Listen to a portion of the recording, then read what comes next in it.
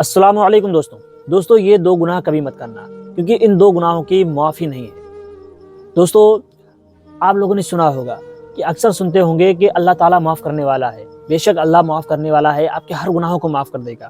لیکن دو گناہ ایسے ہیں جن کے بارے میں کہا جاتا ہے کہ اللہ معاف نہیں فرمائے گا۔ آخر وہ گناہ کون سے ہیں؟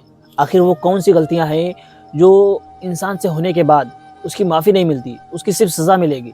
اور یاد رکھیے گا، یہ دونوں گناہ ایسے ہیں کہ آپ کی کتنی بھی نیکیاں ہوں، آپ کتنے ہی پاکیزہ پاکواز کیوں نہ ہوں، اگر یہ دو گناہ آپ سے ہو گئے ہیں تو آپ جنت سے کوسوں دور کر دیے جائیں گے۔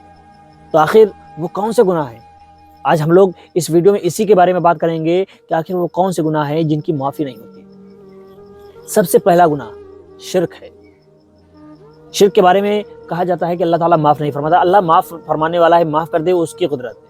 لیکن بات یہی ہے کہ اللہ اس گناہ کو معاف نہیں کرتا ہے، اب معاف کرنے پر قادر ہے، وہ معاف کر سکتا ہے، لیکن نارملی یہی بتایا گیا، کتابوں میں آیا کہ اللہ شرک کو معاف نہیں کرتا ہے۔ تو اللہ کے ساتھ کبھی کسی کو شریک نہیں ٹھہرانا۔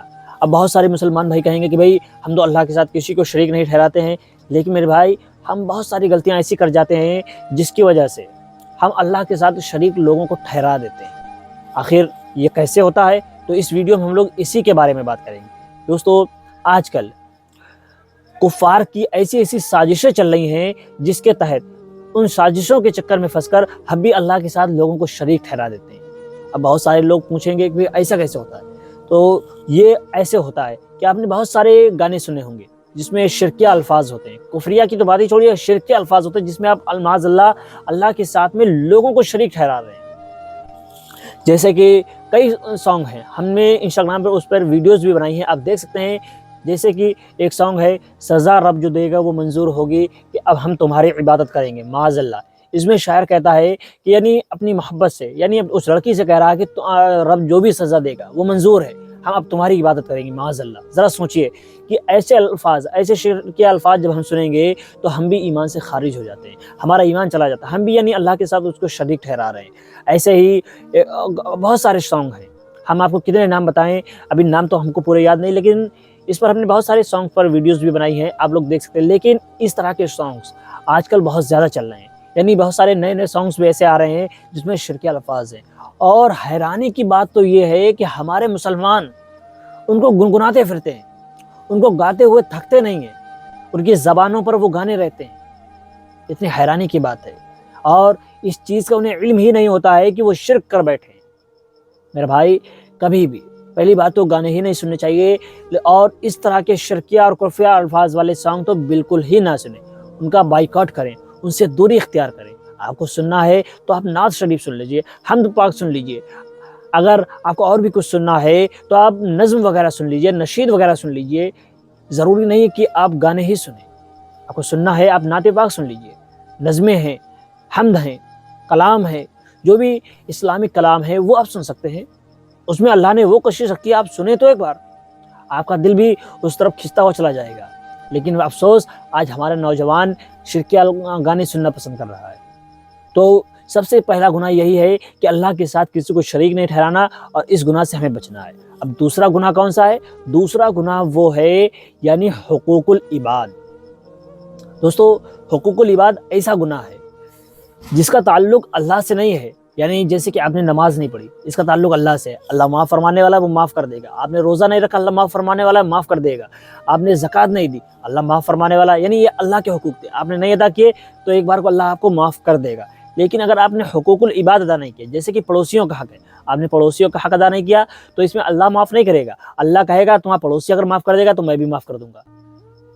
ایسے ہی آپ نے اپنے اولاد کا حق ادا نہیں کیا تو اس میں بھی آپ کی معافی نہیں۔ ایسے ہی آپ نے رشتہ داروں کا حق ادا نہیں کیا، یا اپنی بیوی کا حق ادا نہیں کیا، والدین کا حق ادا نہیں کیا، بھائی بہن کا حق ادا نہیں کیا، یا جو بھی آپ کے استاد ہوں، آپ کے نیچے کام کرنے والے ہوں، یا آپ کے سینئر ہوں، یا آپ نے جن کا پیسہ لیا ہو یا دیا ہو، اس طرح کے لوگ جن پر آپ کے حقوق تھے ان کو اگر آپ نے ادا نہیں کیا، اس کو حقوق العباد کہتے ہیں۔ تو سوچئے ذرا، مان لیجئے آپ کے رشتہ داروں کا حق تھا، ان کے ساتھ حسن سلوک کرنا، ان کے ساتھ اچھا برتاؤ کرنا، یہ آپ کا سلوک تھا، لیکن آپ کا رویہ رہا ان کے خلاف تلخ۔ اب روز قیامت محشر کا دن قائم ہو گیا ہے۔ اب اس دن جب آپ کو آپ کے ہاتھوں میں فرمان دے دیا گیا کہ جاؤ تم جنت میں جا رہے ہو، آپ بڑی خوشی سے جنت کی طرف جا رہے ہوں گے، اتنے میں منادی ندا کرے گا، اے شخص رک جاؤ۔ اتنے میں آپ کے رشتہ دار آئیں گے، وہ کہیں گے اے پاک پروردگار، اس نے ہمارے حق کو ادا نہیں کیا۔ اب آپ جنت کا پروانہ ملنے کے بعد آپ کو روکا جائے گا، آپ کہیں گے کہ یار کیا ہوا؟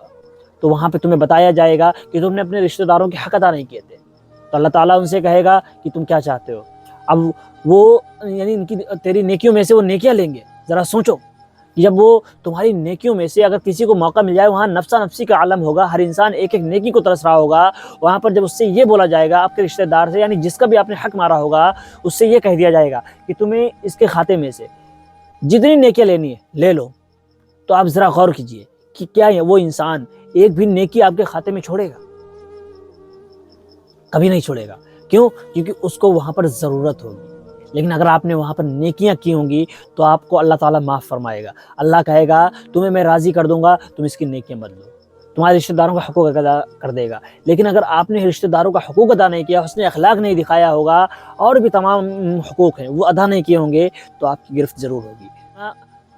تو یاد رکھیے گا، یہ دو گناہ کبھی مت کیجیے گا، کیونکہ ان دو گناہوں سے بچنا بہت مشکل ہے۔ پہلا شرک اور دوسرا حقوق العباد۔ دوستو اگر آپ کو یہ ویڈیو پسند آئی ہے تو ایک لائک ایک شیئر ضرور کیجیے گا، اور ایسی ہی ویڈیوز دیکھنے کے لیے ہمیں سبسکرائب کریں، ہمیں سپورٹ کریں۔ دوستو اسی کے ساتھ ہم آپ لوگوں سے وداع لیتے ہیں، پھر انشاءاللہ ملاقات ہوگی اگلی ویڈیو میں۔ السلام علیکم۔